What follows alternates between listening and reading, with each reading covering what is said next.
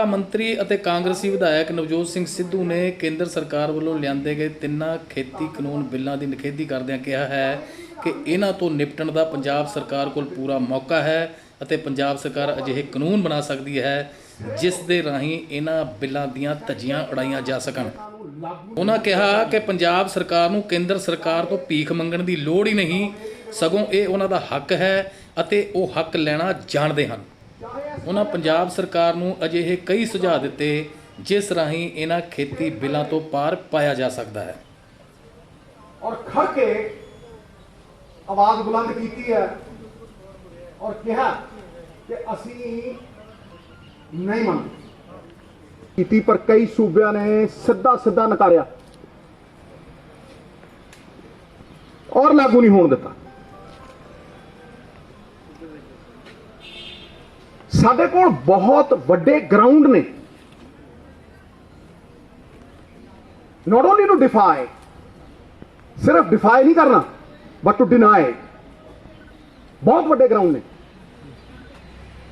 ਇਹ ਪਹਿਲਾਂ ਵੀ ਹੋਇਆ ਔਰ ਹੁਣ ਵੀ ਹੋਣਾ ਚਾਹੀਦਾ, ਕਿਉਂਕਿ ਜਿਹੜੇ ਕਾਨੂੰਨ ਨੇ ਇਹ ਅਨਕਨਸਟੀਟਿਊਸ਼ਨਲ ਨੇ, ਇੱਕ ਇਲੀਗਲ ਨੇ, ਦੋ ਇਹ ਸੂਬਿਆਂ ਦੇ ਕਾਨੂੰਨ ਬਣਾਉਣ ਦੇ ਅਧਿਕਾਰ ਦੇ ਉੱਤੇ ਇੱਕ ਬਹੁਤ ਵੱਡਾ ਅਟੈਕ ਹੈ। ਇਹ ਸਾਡੇ ਪੁਰਖਿਆਂ ਦੇ ਦਿੱਤੇ ਫੈਡਰਲ ਸਟਰਕਚਰ ਦੇ ਉੱਤੇ ਬਹੁਤ ਵੱਡਾ ਅਟੈਕ ਹੈ। ਇਹ ਠੀਕ ਹੈ ਕਿ ਅੱਜ ਪੰਜਾਬ ਨੇ ਔਰ ਰਾਜਸਥਾਨ ਨੇ ਅਮੈਂਡਮੈਂਟਾਂ ਕਰਕੇ ਇਹਨਾਂ ਕਾਨੂੰਨਾਂ ਦਾ ਪੁਰਜ਼ੋਰ ਵਿਰੋਧ ਕੀਤਾ, ਹੋਣਾ ਚਾਹੀਦਾ ਸੀ, ਸ਼ਲਾਘਾਯੋਗ ਹੈ। ਲੇਕਿਨ ਸਾਨੂੰ ਪੰਜਾਬ ਦੇ 3 ਕਰੋੜ ਲੋਕਾਂ ਨੇ ਜਿਹੜੀ ਡੈਮੋਕ੍ਰੈਟਿਕ ਪਾਵਰ ਦਿੱਤੀ ਹੈ, ਉਹਨਾਂ ਦੀਆਂ ਐਸਪੀਰੇਸ਼ਨਸ ਨੂੰ ਮੀਟ ਕਰਨ ਵਾਸਤੇ ਕੁਝ ਹੋਰ ਮਜ਼ਬੂਤ ਠੋਸ ਕਦਮ ਚੁੱਕਣ ਦੀ ਜ਼ਰੂਰਤ ਹੈ।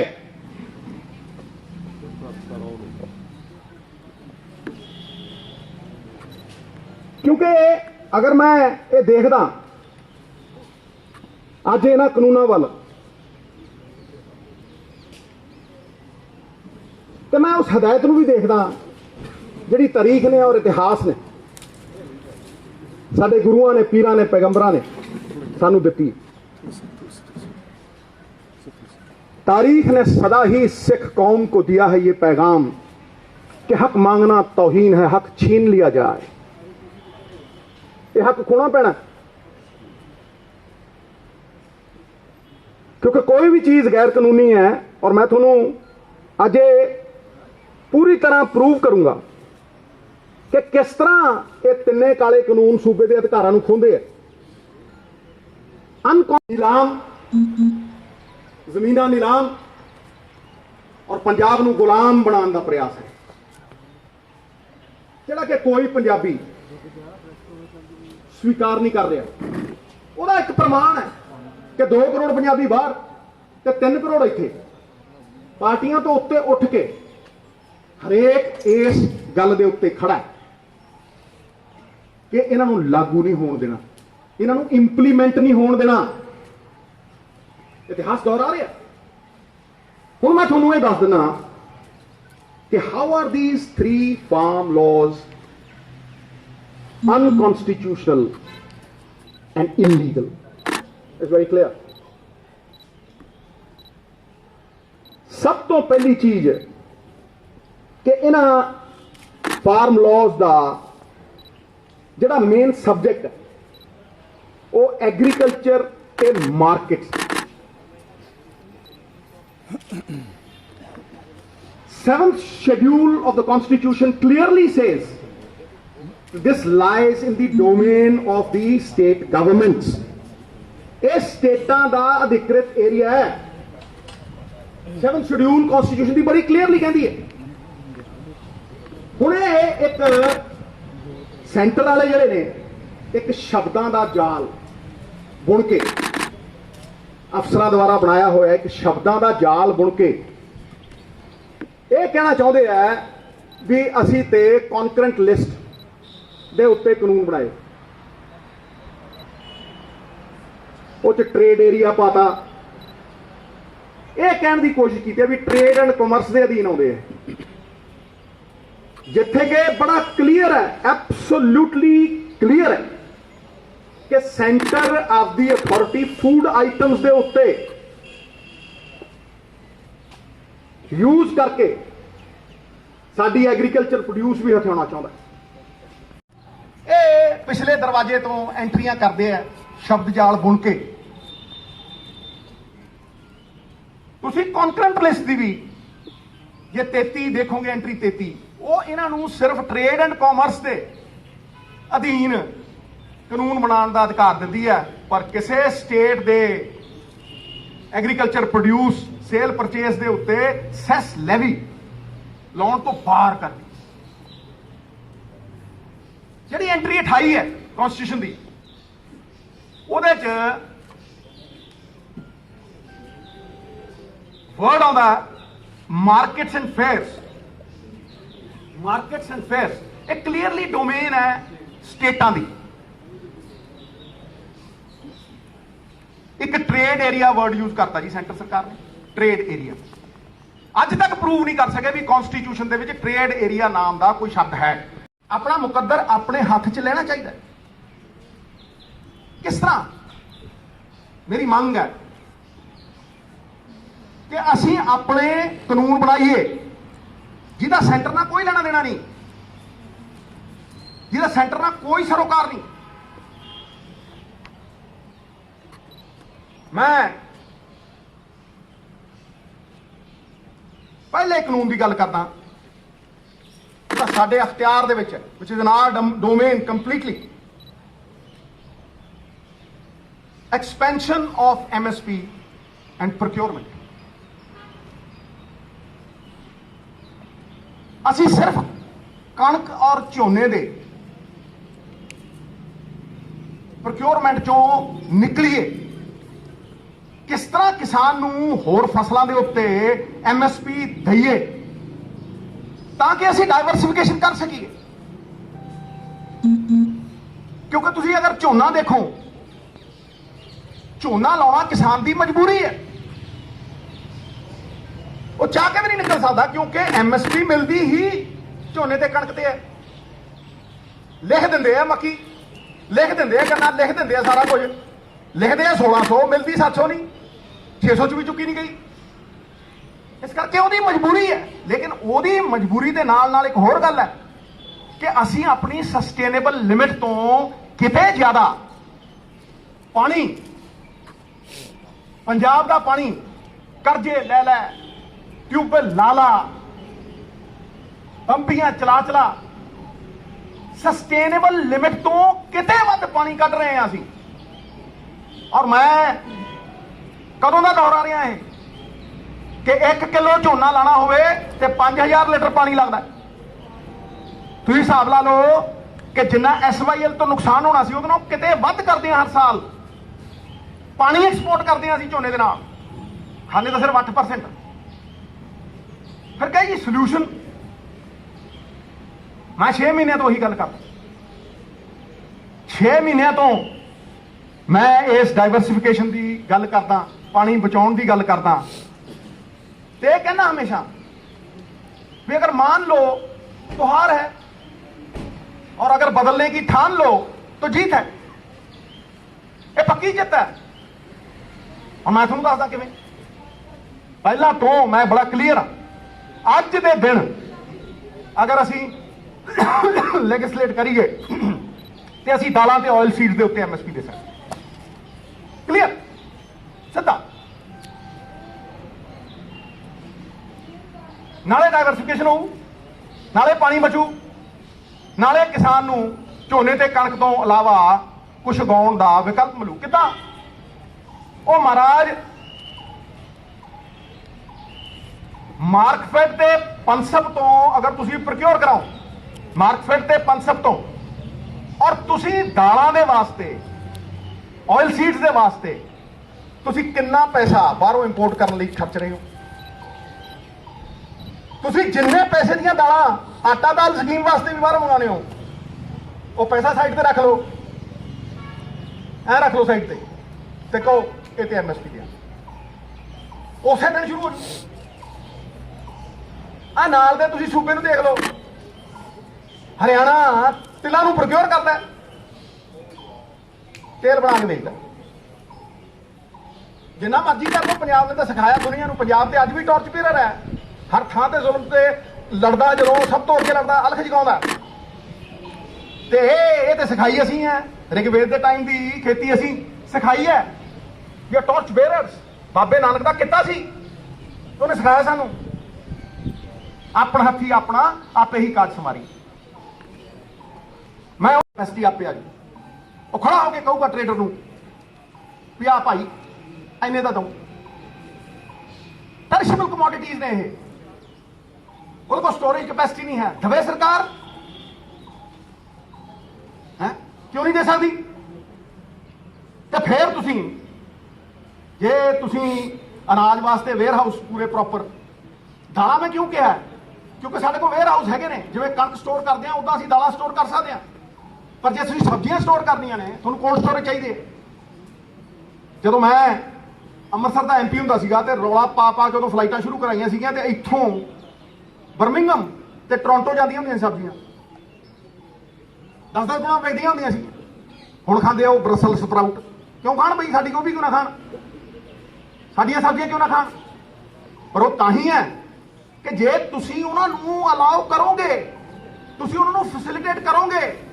ਕਿਸਾਨ ਤੇ ਆਰਗੈਨਿਕ ਖੇਤੀ ਵੀ ਕਰਨਾ ਚਾਹੁੰਦਾ, ਕੋਈ ਬਾਂਹ ਤੇ ਫੜੇ, ਬਾਂਹ ਫੜੇ। ਮੈਂ ਤੇ ਜਰੀਏ ਦੱਸਦਾ ਨਾਲ, ਕਿਸੇ ਵੀ ਇਹ ਅੰਬਾਨੀ ਅਡਾਨੀ ਦੀ ਤਾਕਤ ਕੀ ਹੈ? ਜਰਾ ਸੋਚੋ, ਉਹਦੀ ਤਾਕਤ ਇਹੀ ਹੈ ਵੀ ਉਹ ਪੋਲਾ ਜਿਹਾ ਲੈਂਦਾ ਮਾਲ। ਹੁਣ ਤੇ ਉਹਨੂੰ ਲਾਇਸੈਂਸ ਦੇਤਾ ਵੀ ਭਾਈ ਤੂੰ 50 ਗੁਣਾ ਵੇਚ ਤੇ 100 ਗੁਣਾ ਵੇਚ, ਉਹ ਰੱਖ ਲੈਂਦਾ ਕਿ ਨਹੀਂ ਰੱਖਦਾ? ਫਿਰ ਉਹ ਜੋ ਜੀ ਕਰਦਾ ਮਨਮਾਨੀ ਕਰਦਾ। ਤੇ ਭਾਈ ਸਰਕਾਰ ਬਾਂਹ ਕਿਉਂ ਨਾ ਫੜੇ ਕਿਸਾਨ ਦੀ? ਫਿਰ ਉਹ ਕਿਉਂ ਸੜਕ ਤੇ ਜਾਊ? ਤੀਜੀ ਗੱਲ ਜਿਹੜੀ ਮੈਂ ਕਹਿ ਰਿਹਾ, ਔਰ ਇਹਦੇ ਵਿੱਚ ਹੀ ਸਾਰਾ ਕੁਝ ਆਊ, ਉਹ ਹੈਗੀ ਕੋਆਪਰੇਟਿਵ। ਸਾਨੂੰ ਆਪਣਾ ਕੋਆਪਰੇਟਿਵ ਦਾ ਕਾਨੂੰਨ ਅਮੈਂਡ ਕਰਨਾ ਪੈਣਾ। ਵੇਖੋ, ਕੋਆਪਰੇਟਿਵ ਨੂੰ ਰਜਿਸਟਰ ਕਦੋਂ ਕਰਨਾ, ਉਹਨੂੰ ਚਲਾਉਣਾ ਕਿਵੇਂ, ਉਹਦੀ ਮੈਨੇਜਮੈਂਟ ਇਹ ਕਿਸਾਨ ਦੇ ਹੱਥ 'ਚ ਹੋਣੀ ਚਾਹੀਦੀ, ਅੱਜ ਅਫਸਰਾਂ ਦੇ ਹੱਥ 'ਚ। ਹੁਣ ਹੀ ਤੁਸੀਂ ਘੁੰਡੀਆਂ ਜੀਆਂ ਪਵਾ ਲਓ ਅਫਸਰ ਤੋਂ ਕਿਸੇ ਤੋਂ ਤੇ ਕਹੋ ਜੀ ਅਸੀਂ ਕਿਸਾਨ ਲਈ ਕੋਆਪਰੇਟਿਵ ਬਣਾਤੇ, ਤੇ ਗਲਤ ਹੈ। ਤੁਹਾਨੂੰ ਕੋਈ ਮਿਹਨਤ ਕਰਨ ਦੀ ਲੋੜ ਨਹੀਂ, ਕੋਈ ਇਹੋ ਜਿਹੇ ਕਾਨੂੰਨ ਬਣਾਉਣ ਦੀ ਲੋੜ ਨਹੀਂ। ਮੈਂ ਤੁਹਾਨੂੰ ਕਹਿ ਰਿਹਾ ਕਿ ਪਲੈਨਿੰਗ ਕਮਿਸ਼ਨ ਨੇ ਕੋਆਪਰੇਟਿਵ ਐਕਟ 1991 ਬਣਾਇਆ ਹੋਇਆ, ਕੁਛ ਕਰਨ ਦੀ ਲੋੜ ਨਹੀਂ। ਉਹ ਅਧਿਕ੍ਰਿਤ ਕਰਦਾ ਹੈ, ਅਧਿਕਾਰ ਦਿੰਦਾ ਉਹ ਕਿਸਾਨ ਨੂੰ ਵੀ ਉਹ ਆਪ ਰਜਿਸਟ੍ਰੇਸ਼ਨ ਕਰਾਏ। ਹੁਣ ਤੇ ਉਹ ਗੁਲਾਮ ਹੈ ਰਜਿਸਟਰ ਕੋਆਪਰੇਟਿਵ ਸੁਸਾਇਟੀ ਦਾ, ਜਦ ਜੀ ਕਰੇ ਕੱਟ ਦੇ, ਜਦ ਜੀ ਕਰੇ ਬਣਾ ਦੇ। ਇਹ ਬਣਾਓ ਨਾ। ਵੀ ਹੈਵ ਟੂ ਸੀ ਕਿ ਅਸੀਂ ਫਾਰਮੈਲਿਟੀ ਕਰਨੀ ਹੈ ਕਿ ਗਰਾਊਂਡ ਰਿਐਲਿਟੀ, ਇਹ ਪਤਾ ਲੱਗੇ ਨਾ। ਹੁਣ ਇਹ ਰਜਿਸਟ੍ਰੇਸ਼ਨ ਕਰ ਸਕਦਾ ਹੈ, ਉਹਨਾਂ ਦੀ ਮੈਨੇਜਮੈਂਟ ਕਰ ਸਕਦਾ ਹੈ, ਤੇ ਤੁਸੀਂ ਉਹਨੂੰ ਕਲੈਕਟਿਵ ਸਟਰੈਂਥ ਦਿਓਗੇ। ਇਕੱਠੇ ਹੋ ਕੇ ਸਾਰੇ ਕਿਸਾਨ ਉਸੇ ਦਿਨ ਪ੍ਰੋਡਿਊਸਰ ਤੋਂ ਇਹ ਤੈਅ ਕਰਨ ਲੱਗ ਜਾਣਗੇ ਵੀ ਅਸੀਂ ਕੀ ਕੀਮਤ ਲੈਣੀ ਹੈ ਇਕੱਠੇ ਹੋ ਕੇ ਉਸੇ ਦਿਨ। ਮੈਨੂੰ ਇੱਕ ਬੰਦਾ ਦੱਸ ਦਿਓ ਇਸ ਧਰਤੀ ਦੇ ਉੱਤੇ ਜਿਹੜਾ ਆਪਦੀ ਚੀਜ਼ ਦੀ ਪ੍ਰਾਈਸ ਆਪ ਨਾ ਤੈਅ ਕਰਦਾ ਹੋਵੇ। ਮੈਨੂੰ ਇੱਕ ਬੰਦਾ ਦੱਸ ਦਿਓ। ਤੁਸੀਂ ਜਾਓ ਦੁਕਾਨ ਦੇ ਉੱਤੇ, ਟੁੱਥਪੇਸਟ ਦੀ ਪ੍ਰਾਈਸ ਇੰਨੀ ਹੈ ਜੀ, ਇਹਦੇ ਤੇ ਇੰਨਾ ਟੈਕਸ ਹੈ, ਲੈਣੀ ਅਲਾਓ ਨਹੀਂ, ਜਾਓ। ਤੇਲ ਤੇ ਇੰਨੀ ਹੈ, ਇੰਨਾ ਲੈਣਾ ਅਲਾਓ ਨਹੀਂ, ਜਾਓ। ਗੱਡੀ ਵੇਚਣੀ ਹੈ, ਇੰਨੇ ਦਊਂ, ਇੰਨੇ ਲੈਣੇ ਆ, ਦੇਣੇ ਤੇ ਨਹੀਂ ਜਾ। ਸਵਾਏ ਕਿਸਾਨ ਦੇ। ਕਿਸਾਨ ਪਰਚੂਨ ਤੋਂ ਖਰੀਦਦਾ ਤੇ ਹੋਲਸੇਲ 'ਚ ਵੇਚਦਾ। ਹੀ is the only person who buys in retail and sells in wholesale. ਕਿਉਂ? ਕਿਉਂਕਿ ਉਹਦੇ ਕੋਲ ਪੈਰਿਸ਼ੇਬਲ ਕਮੋਡਿਟੀ ਹੈ, ਉਹ ਇੱਕ ਦਿਨ ਨਹੀਂ ਰੱਖ ਸਕਦਾ। ਉਹਨੂੰ ਕਿਹਾ ਜਾਂਦਾ ਦੇਣੀ ਹੈ ਤੇ ਨਹੀਂ ਨਾ, ਉਹ ਕਿੱਦਾਂ ਰੱਖ ਲੂ? ਮੈਂ ਤੁਹਾਨੂੰ ਐਗਜ਼ਾਮਪਲ ਦਿੰਦਾ ਮਹਾਰਾਜ। ਇਹ ਸਾਰਿਆਂ ਨੂੰ ਇੱਕ ਇੱਕ ਬੰਦੇ ਨੂੰ ਸਮਝਾਊ। ਜਦੋਂ ਸੀਜ਼ਨ ਹੁੰਦਾ ਤੇ ਉਹ ਟਮਾਟਰ ਲੈ ਕੇ ਮਾਰਕੀਟ 'ਚ ਜਾਂਦਾ ਉਹ ਟਮਾਟਰ 3 ਰੁਪਏ ਨੂੰ ਵਿਕਦਾ, ਉਹ ਕਹਿੰਦਾ ਯਾਰ 4 ਦੇ 5 ਦੇ ਉਹਨੂੰ ਪਤਾ ਹੈ ਵੀ ਅਗਲੇ ਦਿਨ ਗਲ ਜੂ ਟਮਾਟਰ, ਕੋਲਡ ਸਟੋਰੇਜ ਮੇਰੇ ਕੋਲ ਹੈ ਨਹੀਂ। ਉਹ ਟਮਾਟਰ ਉਹ ਤੋਂ 3 ਰੁਪਏ ਦਾ ਲਿੱਤਾ ਜਾਂਦਾ, ਉਸੇ ਦਿਨ ਪਰਚੂਨ ਤੇ 25 ਰੁਪਏ ਦਾ ਵਿਕਦਾ। ਤੇ ਜੇ ਮਹੀਨੇ 1 ਬਾਅਦ ਜਾਂ 1.5 ਬਾਅਦ ਜਾਂ 2 ਬਾਅਦ ਉਹਨੇ ਟਮਾਟਰ ਲੈਣਾ ਹੋਏ, ਉਹ ਪਰਚੂਨ ਦੀ ਦੁਕਾਨ ਤੋਂ 65 ਦਾ ਖਰੀਦਦਾ। ਆਉਂਦਾ ਹੀ 3 ਰੁਪਏ ਦਾ ਟਮਾਟਰ ਉਹ 65 ਦਾ ਖਰੀਦਦਾ। ਇਹਨੂੰ ਕੌਣ ਇਨਸਾਫ ਕਹੂ? ਫਿਰ ਕਿਉਂ ਨਾ ਉਹ ਇਹ ਕਹੂ ਵੀ ਮੇਰੀ ਮਿਹਨਤ ਕੋਈ ਹੋਰ ਖਾਈ ਜਾਂਦਾ ਹੈ। ਜੇ ਤੁਸੀਂ ਕੋਈ ਗੱਲ ਨਹੀਂ, ਆਪਣੇ ਤੇ ਨਹੀਂ ਕਰਦਾ, ਫਿਰ ਕਹਿੰਦਾ ਆਪਾਂ ਚੰਗਾ ਕੰਮ ਕਰੇ ਤੇ ਗਿਰੀ ਨਹੀਂ ਸਕਦਾ। ਤੁਸੀਂ ਅਡਾਨੀ ਨੂੰ ਸਟੋਰੇਜ ਦਿੰਦੇ ਹੋ ਸੈਂਟਰ ਦੀ ਜ਼ਮੀਨ ਦੇ ਉੱਤੇ, ਮਿੱਤਰੋ, ਸੈਂਟਰ ਦੀ ਜ਼ਮੀਨ ਦੇ ਉੱਤੇ। ਅਗੇ ਕੀ ਕਿ ਜਦੋਂ FCI ਡਿਸਬੈਂਡ ਹੋ ਜਾਊਗੀ, ਕਰਜ਼ਾ ਉਹਦੇ ਤੇ ਆਪ ਚੜਾਇਆ, ਕਿ ਜਦੋਂ FCI ਖਤਮ ਹੋ ਜੂ, ਹਾਂਜੀ, ਤੇ FCI ਖਤਮ ਹੋਣ ਤੋਂ ਪਹਿਲਾਂ ਹੀ ਅਡਾਨੀ ਸਾਹਿਬ ਉਹਦੇ ਤੇ ਸਾਈਲੋ ਬਣਾ ਰਹੇ ਆ। ਉਹਨਾਂ ਦੀ ਜ਼ਮੀਨ 'ਚ ਉਹਨਾਂ ਦੀ ਬਣਾਈ ਫਿਰਦੇ ਆ। 12 ਲੱਖ ਮੀਟ੍ਰਿਕ ਟਨ ਦੀ ਸਟੋਰੇਜ ਦੇਈ ਫਿਰਦੇ ਆ।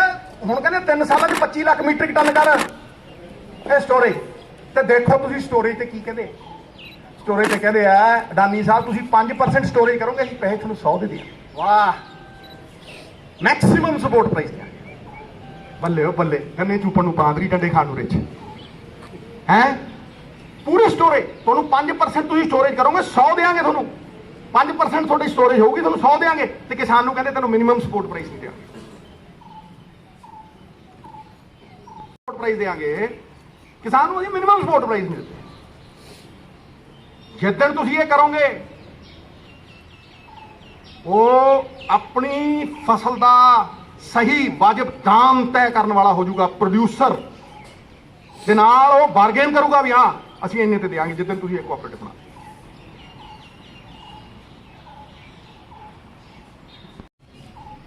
ਕੋਈ ਪ੍ਰੋਫੈਸਰ ਹੋਵੇ,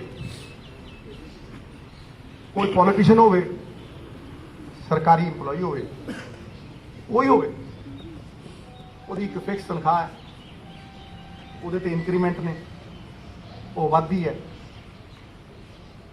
ਔਰ ਉਹਨੂੰ ਬੜੇ ਸਿਸਟਮ ਦੇ ਨਾਲ ਰਾਏ। 50 ਕਰੋੜ ਲੋਕ ਇਸ ਦੇਸ਼ ਦੇ ਵਿੱਚ ਇਹੋ ਜਿਹੇ ਨੇ ਜਿਨ੍ਹਾਂ ਨੂੰ ਇੱਕ ਡੰਗ ਰੋਟੀ ਨਹੀਂ ਮਿਲਦੀ, ਮਜ਼ਦੂਰ ਹੈ ਜੀ। ਆਪੋਰਚੁਨਿਟੀ ਫਿਕਸਡ ਵੇਜਸ ਨੇ, ਐਨੂਅਲ ਇੰਕਰੀਮੈਂਟ ਨੇ, ਔਰ ਬਦਕਿਸਮਤੀ ਨਾਲ ਸਾਡੀ ਪਛਾਣ, ਸਾਡੀ ਜਾਨ ਕਿਸਾਨ MSP ਲਈ ਲੱਭ ਰਹੇ। ਮੈਂ ਮੰਗ ਕਰਦਾ, ਇਹ ਤਾਂ ਦੇਖ ਹੀ ਲਿਆ ਕਿ ਸਰਕਾਰਾਂ ਕਾਰਪੋਰੇਟਸ ਲਈ ਕੀ ਕਰਦੀਆਂ ਨੇ, 0.1% ਲੋਕਾਂ ਲਈ ਕੀ ਕਰਦੀਆਂ ਨੇ। 5-5 ਲੱਖ ਕਰੋੜ ਰੁਪਈਆ ਛੱਡਦੀਆਂ ਨੇ, ਰੈਵਨਿਊ ਫੋਰਗੋਨ ਛੱਡਦੀਆਂ ਨੇ। 17 ਲੱਖ ਕਰੋੜ ਰੁਪਈਆ ਬੈਂਕਾਂ ਦਾ ਚੁਕਾਤਾ, NPA ਸਾਂਠ-ਗਾਂਠ ਨਾਲ, ਕਿਸੇ ਪ੍ਰਾਈਵੇਟ ਬੈਂਕ ਦਾ ਨਹੀਂ ਹੈ, ਸਾਰਾ ਸਰਕਾਰੀ ਬੈਂਕਾਂ ਚੁਕਾਤੇ ਸਾਰੇ, ਹਾਂਜੀ। ਇਹ ਜਾਣਦੇ ਹਾਂ ਅਸੀਂ ਵੀ ਉਹਨਾਂ ਲਈ ਕੀ ਕਰ ਰਹੇ, ਪਰ ਮੈਂ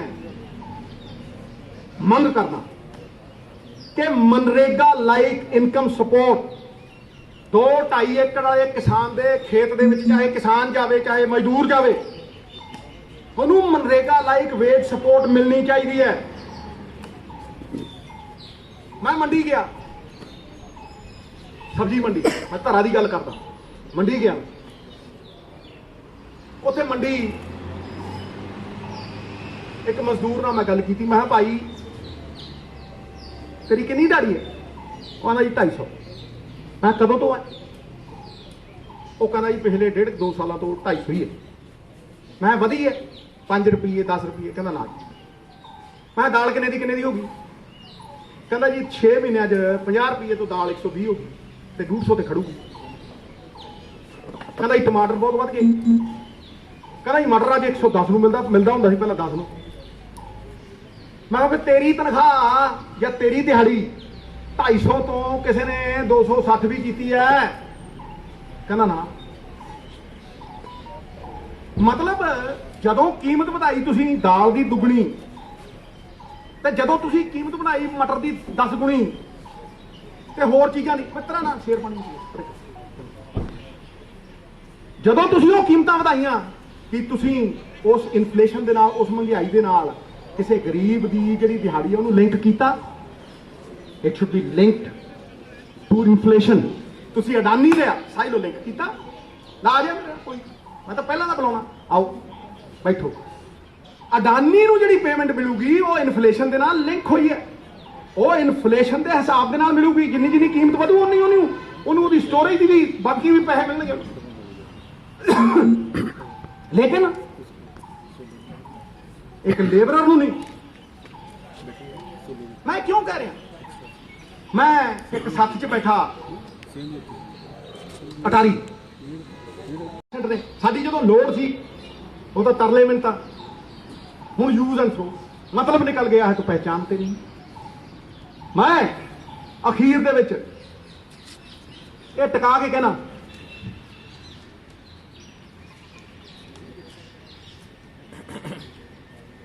ਨੰਬਰ 2 ਪੁਆਇੰਟ ਸੀ ਦਾ ਕੈਪੈਸਿਟੀ ਟੂ ਬਾਰਗੇਨ, ਮੈਂ ਕਹਿ ਹੀ ਦਿੱਤਾ ਸੀ, ਹੋਲਡਿੰਗ ਕੈਪੈਸਿਟੀ। ਮੈਂ ਐਂਡ ਕਰਨਾ, ਆਪਣਾ ਪ੍ਰਣ ਕਰਦਾ, ਹਰ ਪੰਜਾਬੀ ਕਰੀਏ ਕਿ ਪ੍ਰਣ ਕਰਦੇ ਆ ਆਜ਼ਾਦੀ ਦੀ ਸ਼ਾਮ ਨਹੀਂ ਹੋਣ ਦਿਆਂ। ਭਗਤ ਸਿੰਘ, ਉਦਮ ਸਿੰਘ, ਸਰਾਭਾ ਸਾਹਿਬ ਵਰਗੇ ਵੀਰਾਂ ਦੀਆਂ ਸਮਾਧੀਆਂ ਨੂੰ ਬਦਨਾਮ ਨਹੀਂ ਹੋਣ ਦਿਆਂਗੇ। ਜਦ ਤੱਕ ਤਨ ਵਿੱਚ ਗਰਮ ਲਹੂ ਦੀ ਇੱਕ ਬੂੰਦ ਵੀ ਬਾਕੀ ਹੈ, ਪੰਜਾਬ ਦੀ ਸਰਜ਼ਮੀਨ ਨੂੰ ਨਿਲਾਮ ਨਹੀਂ ਹੋਣ। ਇਹ ਪ੍ਰਣ, ਮੈਂ ਖੜਾ, ਮੈਨੂੰ ਕੁਝ ਨਹੀਂ ਚਾਹੀਦਾ। ਇਹ ਮੈਂ ਮੰਗਾ ਰੱਖਣੀ, ਸ਼ੇਰਾਂ ਦੀ ਕੌਮ ਹੈ ਪੰਜਾਬੀ। ਸ਼ੇਰ ਜੋ ਕੰਮ ਕਰਦਾ ਨਾ ਉਹ ਅਧੂਰਾ ਨਹੀਂ ਕਰਦਾ। ਬਾਂਸ ਦੇ ਪਿੰਜੜਿਆਂ 'ਚ ਨਾ ਸ਼ੇਰ ਨੂੰ ਤੁਸੀਂ ਕੈਦ ਨਹੀਂ ਕਰ ਸਕਦੇ। ਉਹ ਜੋ ਕੰਮ ਕਰਦਾ ਪੂਰੀ ਤਾਕਤ ਲਾ ਕੇ ਕਰਦਾ, ਅਧੂਰਾ ਨਹੀਂ ਕਰਦਾ, ਪੂਰਾ ਕਰਦਾ। ਇਸ ਕਰਕੇ ਸ਼ੇਰਾਂ ਵਾਂਗ ਨਿਰਣਾ ਲਈ ਔਰ ਇਸ ਕਾਲੇ ਕਾਨੂੰਨਾਂ ਦੀ ਕੈਦ ਦੇ ਵਿੱਚੋਂ ਆਜ਼ਾਦ ਹੋਈਏ। ਸਾਨੂੰ ਹੱਕ ਦਿੱਤੇ ਹੈ, ਜਮਹੂਰੀਅਤ ਦੇ ਹੱਕ, ਲੋਕਤੰਤਰਿਕ ਹੱਕ ਦਿੱਤੇ ਹੈ ਸਾਨੂੰ। ਪੰਜਾਬ ਦੇ ਲੋਕਾਂ ਨੇ ਆਸ ਦੇ ਨਾਲ ਦੇਖਦੇ ਆ, ਉਮੀਦ ਦੇ ਨਾਲ ਦੇਖਦੇ, ਵਿਸ਼ਵਾਸ ਦੇ ਨਾਲ ਦੇਖਦੇ। ਔਰ ਮੈਨੂੰ ਆਸ ਹੈ ਕਿ ਅਸੀਂ ਜਿਨ੍ਹਾਂ ਨੂੰ ਜਿਤਾਇਆ ਆਸਾਂ ਦੇ ਨਾਲ, ਉਹਨਾਂ ਦੀ ਪਿੱਠ ਨਹੀਂ ਲੱਗੀ। ਬੋਲੇ ਸੋ ਨਿਹਾਲ, ਸਤਿ ਸ੍ਰੀ ਅਕਾਲ, ਥੈਂਕ ਯੂ ਵੈਰੀ ਮਚ, ਬਹੁਤ ਬਹੁਤ ਸ਼ੁਕਰੀਆ। ਮਤਲਬ ਕੀ ਕਰ ਰਹੇ ਹੋ? ਇਹ 90% ਲੋਕਾਂ ਨੂੰ ਮਾਰ ਕੇ ਲੜਾਈ, ਮੈਂ ਪਹਿਲੇ ਦਿਨ ਕਿਹਾ ਸੀ ਉੱਥੇ ਮਲਵਾਲ ਕਿਹਾ ਸੀਗਾ, ਇਹ ਲੜਾਈ ਕਿਤੇ ਇਕੱਲੇ ਕਿਸਾਨ ਦੀ ਹੈ? ਕਿਸਾਨ ਤੇ ਟਾਰਚ ਬੇਰਰ ਹੈ। ਇਹ ਲੜਾਈ ਤੇ ਸਾਰੇ ਹਿੰਦੁਸਤਾਨ ਦੀ ਹੈ। ਇਹਦੇ 0.1% ਲੋਕਾਂ ਨੂੰ ਵੀ ਦੇਖੋ, ਰਿਟੇਲ ਅੰਬਾਨੀ ਹੁੰਦੇ ਸੀ, ਸਾਰੀ ਸਟੋਰੇਜ ਵਾਧਿਓਂ ਲੈ ਕੇ ਐਂਡ ਤੱਕ ਸਾਰੀ ਦੀ ਸਾਰੀ ਸਟੋਰੇਜ ਸਟੇਟਾਂ ਦੀ ਐਫਸੀ ਮਾਰਤੀ, ਸਾਰੇ ਸਰਕਾਰੀ ਅਦਾਰੇ ਮਾਰ ਕੇ ਦੇ ਜਾਂਦੇ। सिद्धू साहब ट्वीट करते रहे, ट्वीट करते रहे, जिस जंग में बादशाह की जान को खतरा ना हो उसे जंग नहीं राजनीति कहते हैं। जंग केड़ी है ते बादशाह कौन है जी? तू जानी जाना, तू सब कुछ। बादशाह very much, God bless all.